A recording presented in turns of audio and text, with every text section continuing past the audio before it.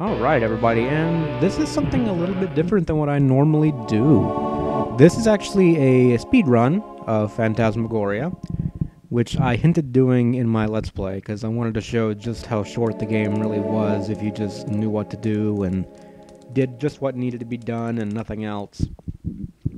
So I had a little bit of fun recording this. I'm not really a speedrunner, and I think this is the first speedrun I've ever really done for a game before. And that shows because I make a few mistakes here and there, like, well, you'll see them when they come up. But yeah, this is Roberta Williams said herself that this game was designed to appeal more to newer players than veteran adventure gamers. And that's why most of the puzzles in this game are really simple. I like how they just left their coffee mugs on the table, didn't clean them up. Don't you just hate that when people don't put dishes in the sink, they just leave them out? Makes you want to strangle them with their dicks. I'm kidding. But yeah, we've already found the way into the basement, got the hammer, and now we're out to talk to Bub. You never actually have to deal with poor Dawn. In fact, you never even have to go upstairs in this entire first chapter of the game. In fact, there's some rooms in the game you just never have to go to at all. Marie's room being one of them, Carno's bedroom, the conservatory. Actually, yeah, you have to go to the conservatory. I'm wrong about that. But yeah, there's a lot of things in this game you just don't have to look at, which I personally enjoy because I'm a little bit dorky about these old Sierra games. I always like to find one more little tidbit that I haven't found before, or hear some dialogue I haven't heard before, or something like that. King's Quest VI actually has some of the best additional dialogue and additional things to find in it.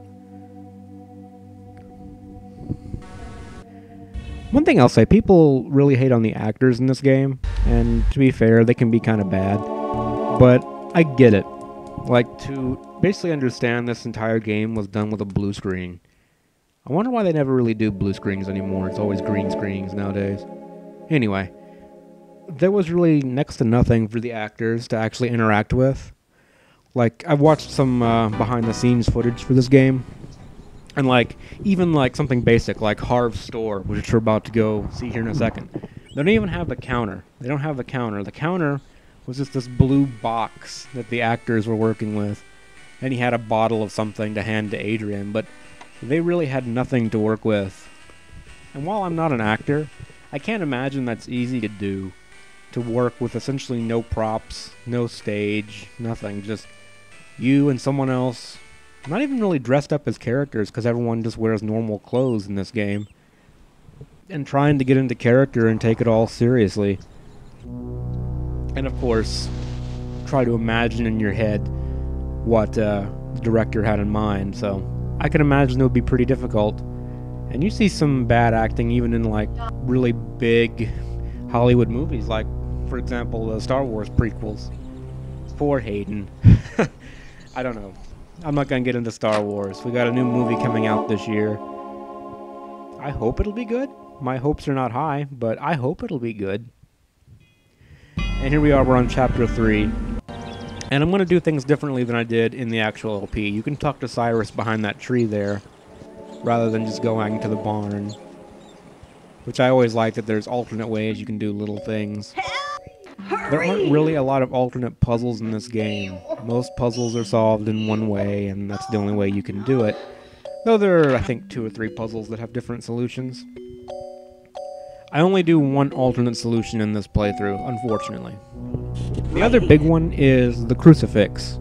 You don't have to get the titanium crucifix from Luann, you can actually get some rosary beads out of the crypt, which is a nice little symbolic thing that I enjoy. I personally enjoy that better than the titanium crucifix, but I didn't show that in the LP, and I won't be showing it here either because getting the crucifix is faster. But I like the rosary beads because you get them off of Marie's coffin, right? And you can see earlier on in the game, those are the beads that Adrian was trying to take from Marie, her corpse. And I just like that they show up. It's almost like Marie is trying to help Adrian out because she's someone in a similar situation. And maybe I'm just reading too much into this game. I don't know. But I always liked that. I thought it was a nice touch. And of course, instead of using the glass shard, you can use the cameo brooch to draw your blood at the end of the game. But those solutions, while I do like them, are not as short as the ones shown in here. And talking to, what was her name? Ethel.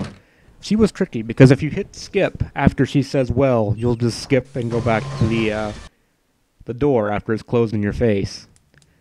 So even though the little skip button is there, you don't want to push it.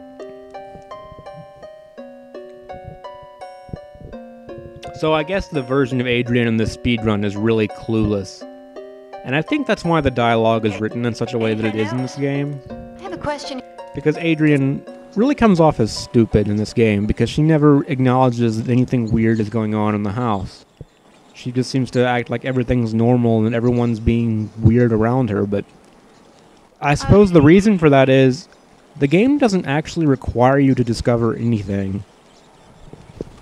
Like, if you're just doing what we do in this speedrun here, Adrian wouldn't really know much of anything.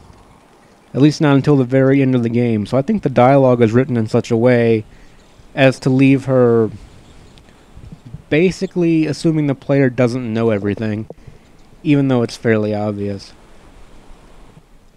If I did have a criticism of the story in this game, it would be that we see that Dawn gets possessed in Chapter 1, but our protagonist doesn't know that. So there's really no mystery for the player, but for the protagonist there's still a mystery. And if, you knew, I would say the player should know what the character knows. Because we know something's wrong with Dawn, but we have really no way to do anything about it, it's actually a little bit frustrating on a first playthrough. There is a glitch when you skip out of this room. I don't remember if it shows up in the speedrun, but there's a way you can glitch. Yeah. No, it didn't happen.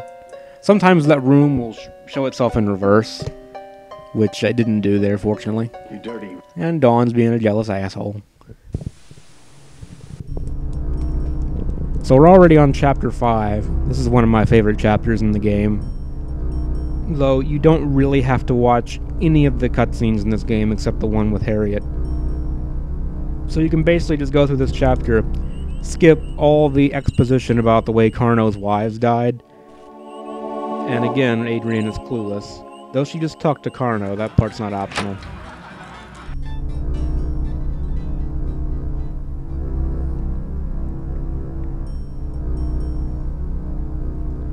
This game does have a sequel, which is actually, I would say, more famous thanks to the internet than Phantasmagoria 1. Spoony kind of made that one a famous game way back in the day when the whole LP and anger reviewers was kind of a new thing.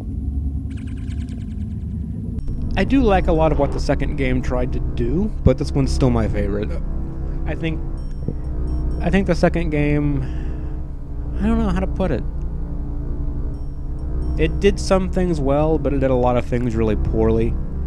And this game has more of a cheesy movie feel to it than it does something outright bad, if that makes sense. Like, this is a film, well, it's a game, but it reminds me of like one of those films that's just corny, but you can still kind of get into it. Like, I would say, like, a lot of JRPGs are like that too. Not that I'm saying that's the same, JRPGs are the same as Phantasmagoria, mind you.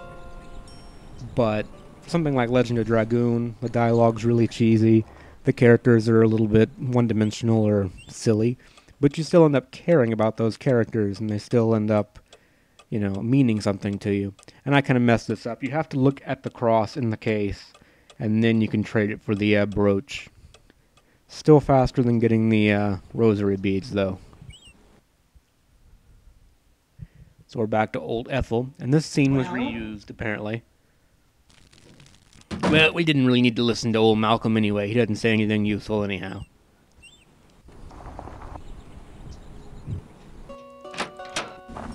So in less than 10 minutes, Dawn has gone from nice, loving husband to completely batshit insane.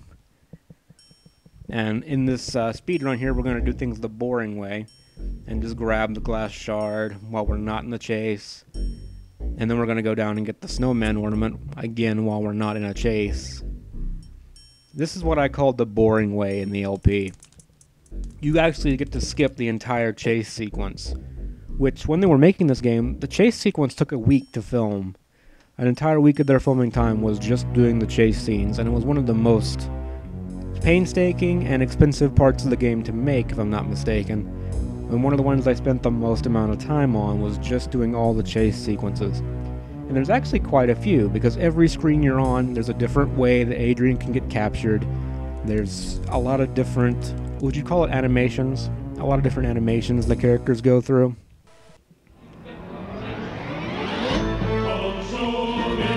And there's really nothing like that in the second game either, come to think of it.